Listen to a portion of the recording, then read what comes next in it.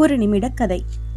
நெரிசலான கியூவில் நின்று சாமி கும்பிட்டு விட்டு தட்டு தடுமாறி வெளியில் வந்த அவர் தன் பாக்கெட்டில் கைவிட்டு பார்த்து திடுக்கிட்டார். கார் சாவியை காணோம். 50 வயதை நெருங்கும் போதே அடிக்கடி ஞாபக மறதி வந்து விடுகிறது. ஒருவேளை காரிலேயே சாவியை விட்டுவிட்டு வந்திருப்பேனா என்று நினைத்தவர் அவசரமாக வெளியில் வந்தார். அடிக்கடி வரும் கோயில்தான், இங்கு என்றில்லை, எங்கு போனாலும் சாவியை காரிலேயே மறந்துவிட்டு விடுவது அவரது வழக்கம்தான். மனைவி கூட அடிக்கடி திட்டுவார். ஆனா சாவி கார்ல இருந்தாதான் தொலையாம இருக்கும் என்று இவர் சமாதானம் சொல்வார்.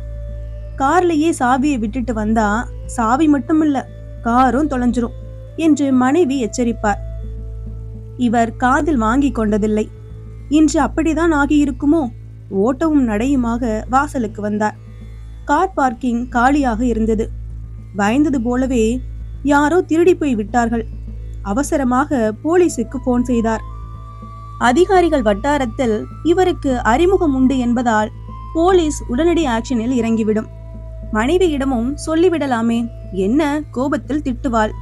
வீட்டில் போய் நேரில் வாங்குவதை விட போனில் வாங்கிவிடுவது பெட்டர். யோசித்தவர் மனைவியின் மொபைலுக்கு போன் செய்தார். பல முறை முயன்றும் மனைவி போனை எடுக்கவில்லை. 1/4 மணி நேரம் திரும்ப திரும்ப முயற்சிக்க கடைசியாக எடுத்தார். இவர் எல்லாவற்றையும் சொல்ல மனைவி மெல்லிய குரலில் சொன்னார், ஐயோ, உங்க ஞாபக மறதியில் இடி விழ.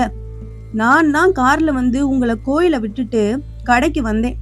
திரும்ப வந்து கூட்டிக்கிறேன்னு சொல்லியிருந்தேன். அப்படின்னா என்ன உடனே வந்து கூட்டிட்டு போயிடுமா? வெயில் தாங்கல, மயக்கம் வர்ற மாதிரி இருக்கு. அது முடியாது. ஏன்? உங்க காரை நான் திருடிட்டேன்னு போலீஸ் என்ன பிடிச்சு வச்சிருக்காங்க. மறதி உறவுகளை உறுத்தும்.